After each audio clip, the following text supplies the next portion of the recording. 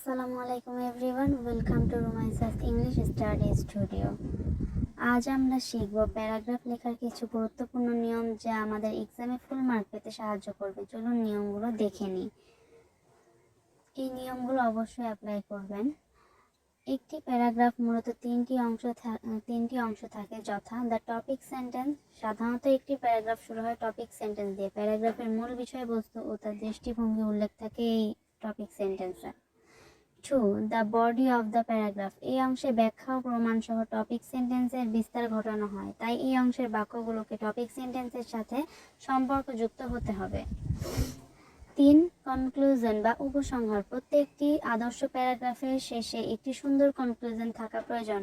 এই অংশে মূলত টপিক সেন্টেন্সের বক্তব্যটিকে অন্যভাবে পুনরায় উল্লেখ করতে হবে। এই নিয়মগুলো সেই সকল প্যারাগ্রাফের জন্য প্রযোজ্য যেগুলো অ্যান্সারিং কোয়েশ্চেন প্যারাগ্রাফ। আপনারা যদি চান তাহলে লিস্ট প্যারাগ্রাফের ওপরেও একটা ভিডিও পাবেন, তবে এর জন্য অবশ্যই আমাকে কমেন্ট করে জানাবেন। তো thanks for watching this video. Don't forget to subscribe my channel and like, comment, share. আসসালামু আলাইকুম.